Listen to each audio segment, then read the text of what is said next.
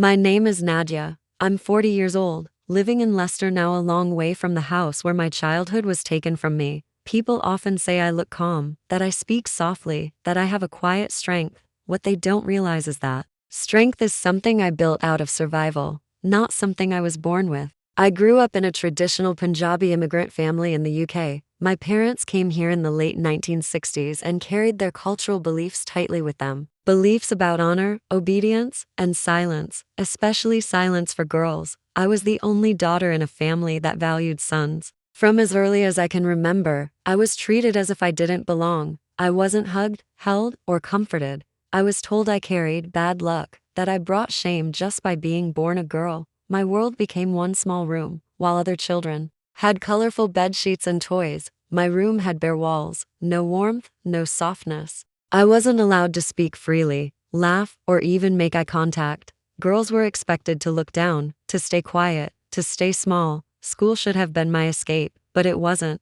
I was one of only 2 children of color, along with my brother. We were bullied daily, pushed, mocked, spat on, but I had a couple of loyal friends who stood beside me. One girl would share her lunch because I was never given food to take. I still remember the taste of that jam sandwich. It was the first kindness I ever received. But the place I feared most was my own home. From a very young age, I was forced into roles no child should ever carry. Cooking late at night for groups of older men my father brought home from the pub he owned. My mother would wake me, hand me a tray, and send me downstairs. And when I was 14, something happened that changed my life forever. I will not go into details, because nobody needs to hear them, and because even now, I carry those memories quietly. But I can say this: I endured severe abuse by multiple adults while my own family ignored my cries for help. That night shattered something inside me. I woke up hours later, barely able to move, in pain I didn't understand, with no explanation, no comfort, no protection. My mother found me angry, not concerned. She blamed me for what had happened. At 14, I truly believed I was the problem. Weeks passed, and I realized something was wrong with my body. I didn't understand what was happening. I had never been taught. When my mother discovered the truth, she reacted with fury, shame, and fear of community gossip. Not fear for me. I was taken, without explanation, to a clinic in the West Midlands. I remember sitting on a cold bench outside afterward, wearing a thin gown, shivering not just from the cold, but from loneliness. A nurse came over, handed me a cup of tea, and gently touched my hair. It was the first time in my life I had felt human kindness. I will never forget her. When we returned home, my parents argued about what to do with me. What man would marry me now? What story they would tell the community? Whether sending me back to India would solve their problem. I blamed myself. I believed everything they said because children believe the people who raise them. Looking back now, at 40, I understand something I couldn't understand then. I was a child. I was innocent. And adults failed me. Every adult in that house. For years I saw myself as a burden. Now I see myself as a survivor. A girl who lived through unimaginable circumstances with nothing but hope, imagination, and the tiny voice inside her that whispered, "There must be more than this." And that voice became the beginning of my escape. Within hours, she was placed in a car and driven to an unfamiliar part of the city. She stared out the window, watching the trees blur past, wondering if she was being taken somewhere she would never return from. The clinic. No one told her what was happening. She sat among strangers, frightened and silent. But in the middle of that confusion, something extraordinary happened. A woman showed her kindness. After the procedure, while patients sat outside on the grass, a nurse brought her a cup of tea and gently touched her hair, something no one had ever done with tenderness. That small gesture broke through years of cruelty. For the first time in her life, she felt the warmth of compassion. Returning home meant returning to fear. Her parents worried not about her well-being but about their reputation. To them, she was now a problem to be hidden, someone whose existence threatened the image of the family. In their world, honor mattered more than safety, more than truth, more than a child's life. Conversations in the house turned cold. Plans were whispered. She heard words like shame, future, marriage, problem, and realized they were no longer discussing her life, but her fate. Eventually, a decision was made. She would be sent into a marriage, not a loving one, not one of choice, but an arrangement designed to silence the past and protect the reputation of others. A silk scarf was placed over her head. She was seated in a room full of adults discussing money, gold, and appearances. No one asked how she felt. No one told her what her future would look like. Fear swallowed her whole. But she stayed silent because silence was all she had ever known. The new household was not a refuge. Her in-laws treated her as less than human, assigning chores, criticism, and punishments with little hesitation. Meals she prepared were thrown away in front of her. She often went hungry.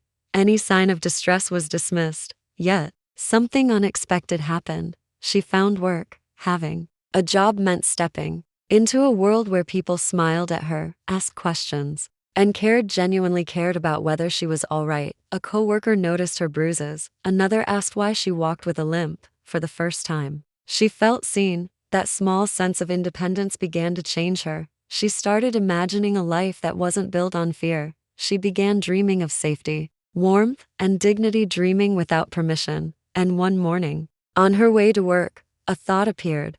What if I never go back? She didn't realize it then, but that single idea would become the first step toward freedom, a freedom she had been denied her entire life. Life did not suddenly become calmer after childhood. The atmosphere in the house grew heavier with each passing year, as though the walls themselves were holding their breath. No one spoke to her. No one looked at her. Silence became the language she was raised in. Her room was not a child's bedroom. It was a place of isolation. Bare walls, no toys, no softness. She learned to live inside her imagination, piecing together the outside world through the muffled sounds that filtered under the door.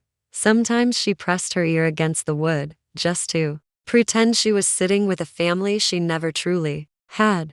School should have been her escape, and in some ways it was. Teachers were kind, books were her closest friends, and one loyal friend shared her lunch each day so she wouldn't sit alone. But even school was filled with difficulties, bullying, loneliness, and feeling othered. Still, those small acts of kindness kept her going. They showed her that life could feel different from the coldness of home. As she entered her early teens, the control at home intensified. She was watched constantly, blamed for everything, and treated as though her very presence brought shame. And then, one day, a situation in the house escalated into something no child should ever face. She didn't understand what was happening, only that it was terrifying and wrong. No adult stepped in. No one protected her.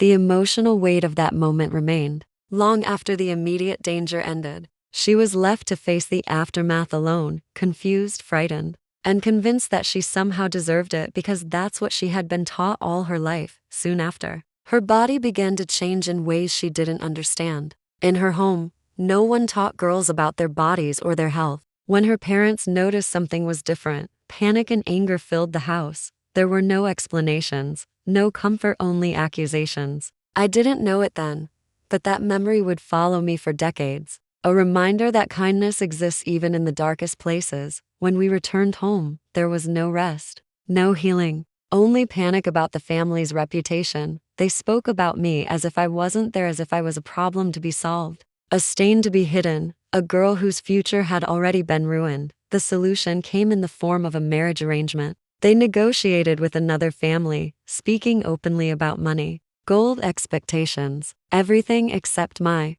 well-being. I was 16 when they placed a scarf over my head and rushed me through a ceremony. I didn't understand. I remember looking at the photographs years later, seeing a frightened girl who didn't know whether she was being rescued or delivered into another kind of imprisonment. The marital home was small, cold, and controlled by people who saw me not as a new family member, but as property. I was given a cramped room, old clothes, endless chores, and not a single moment of peace. My father-in-law monitored everything: when I slept, when I cooked, when I breathed. He never touched me in a way that broke the law, but he broke something inside me with constant intimidation, threats, and the certainty that I had no power over my own life. My mother-in-law ensured I felt unwelcome in every corner of the house. She criticized my cooking, my appearance, my presence, as if my very existence disrupted the harmony she wanted others to believe existed. Food became scarce for me, not because there wasn't enough, but because withholding it became another means of control. I grew thinner each week, my body folding in on itself, my spirit doing the same. I stopped believing I deserved nourishment, affection, or even the basic dignity of safety. At 21, I was nothing more than a shadow, a girl raised without love, a wife without protection, a daughter without a home, and yet somewhere deep inside something small remained unbroken. A fragment of self that whispered, "This is not the end of your story." I didn't know it yet, but that voice would soon save my life. Learned early that danger doesn't always arrive as a stranger, sometimes it walks into the room wearing a familiar face. By the time I was 14, my father's drinking gatherings had become routine. The same group of men from his community would come to our house on weekends. I was always expected to serve food, clear plates, and keep silent. It was a duty I accepted, because resisting was never an option. But one night, something shifted. The house felt different, too quiet, too tense. My mother woke me with an impatience I recognized instantly, the kind that meant trouble long before I knew the details. I carried the tray downstairs, hands shaking, hoping only to finish quickly. After that night, my world changed in a way I didn't yet have words for. I didn't understand the full meaning of what had been done to me. I only understood fear. A fear that stayed inside my muscles, made my legs tremble every time I walked into that room. Every time I heard footsteps behind me. Every time I was called downstairs. I stopped sleeping.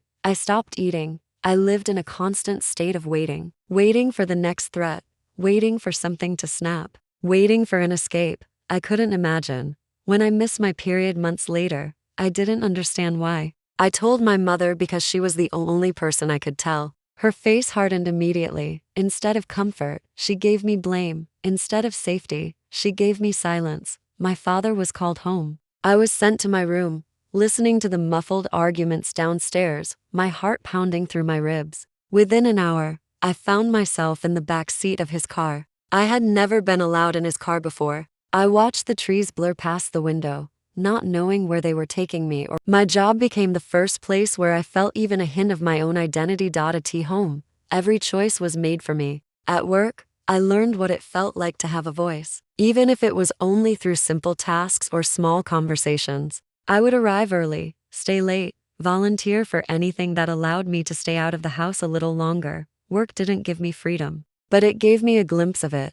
My second job was answering phones in a kitchen showroom. It was loud, busy, chaotic, but compared to my home life, it felt like a sanctuary. One of my co-workers, an Indian girl around my age, began noticing things, the marks on my ankles, the bruises on my arms, the way I flinched when someone spoke too loudly. She didn't interrogate me. She didn't accuse. She simply asked, "Are you safe?" Her question stayed with me for days. I slowly began telling her things in small fragments. Not everything. I didn't have the vocabulary for everything, but enough for her to understand that I was living in fear. She became the first person in my life who listened without judgment and believed me without hesitation. That kind of acceptance was something I didn't know how to receive. It felt unfamiliar, tender, and terrifying all at once. One day, after I told her more than I meant to, she said gently, "You don't have to stay where you're suffering. You can go home. Your parents will take you in." Her idea awakened a part of me. I had buried the dreamer in me, the girl who had once believed in fairy tales.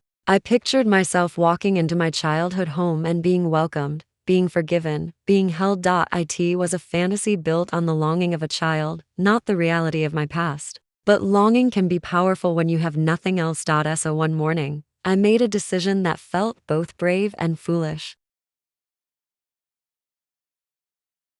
I went to work, packed my things during my lunch break, and never returned. On the bus to my parents' house, I felt something I hadn't felt in years: hope.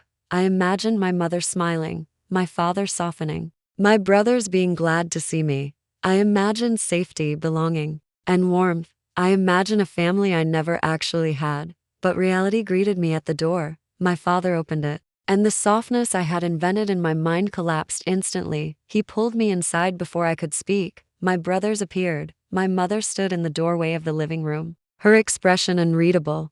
The room, the same room where so many traumatic memories lived, swallowed me whole. The moment I crossed the threshold, the confrontation escalated faster than I could process. The anger was immediate, overwhelming, and directed entirely at me. Every accusation they had held inside for years poured out at once: that I had shamed them, that I had disobeyed, that I had brought dishonor by leaving my marriage. The weight of their disappointment felt heavier than any physical harm they'd ever caused me. It was the confirmation of something I had always feared. I was never going to be their daughter in the way I needed them to be my parents. Fear took over my body in a way that felt ancient, instinctual. I no longer hoped for forgiveness or acceptance. I just hoped to stay alive. At some point, I lost consciousness. I don't remember falling, only waking up on the floor, pain radiating through every limb. The room was dim, the house silent in that chilling way where silence isn't peace, it's threat. Someone whispered near the door, "They're planning to take you away. If you get the chance, ask for help."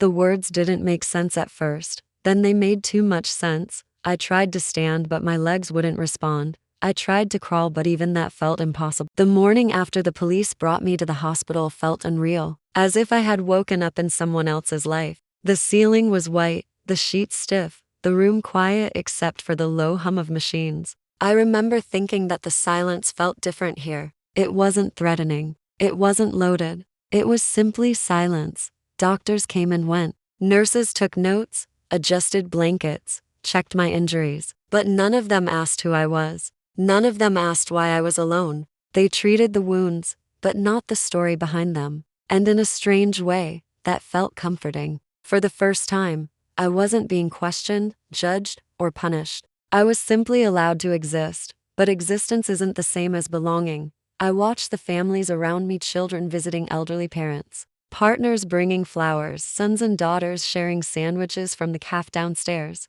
It made me realize just how deeply isolated my life had been. I had never had that kind of connection with anyone, not even as a child. The longing sat in my chest like a weight. It was during those hours alone that the fear began to shift into something else. Clarity. I had survived something I should not have survived. And surviving forces you to see the world differently. It forces you to ask, what now? Who am I without them? Where do I go when the only home I ever knew was never home at all? I stayed in the hospital longer than expected. When the staff finally asked if there was someone they could call, I shook my head. Not because I didn't have anyone, but because no one safe existed in my past. My family was now the very thing I had to stay hidden from. Eventually, I was discharged with nowhere to go. The police arranged temporary accommodation, a small room in a women's refuge. It was quiet, with plain walls and a narrow bed, but it was mine. Nobody could walk through the door without permission.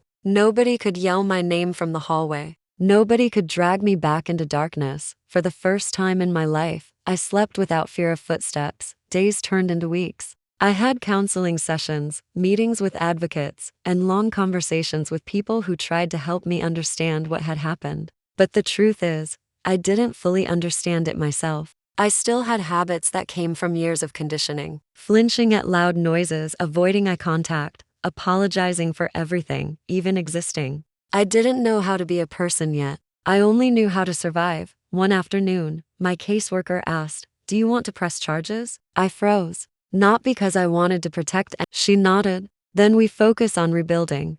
Rebuilding. The word sounded too big for me, too overwhelming.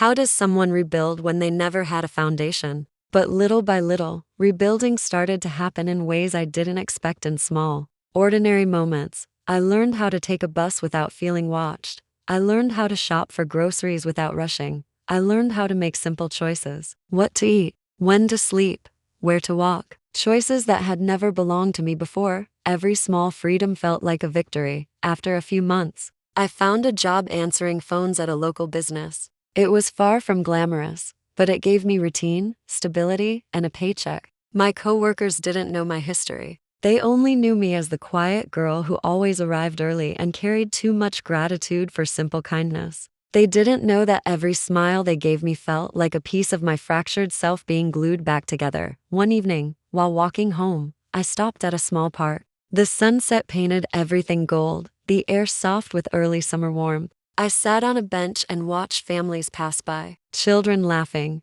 teenagers sharing secrets, couples arguing softly. Ordinary life, peaceful life, and I realized something powerful. I had escaped, but I hadn't reclaimed myself yet. My body was free, but my mind was still negotiating with ghosts. Healing wasn't going to be a straight line. It was going to be a lifetime. Months later, The police contacted me again, this time with unexpected news. My older brother had been arrested for violently attacking someone else. As part of his rehabilitation program, he admitted what he'd done to me all those years ago. He reached out through authorities, asking for forgiveness. Forgiveness, such a heavy word.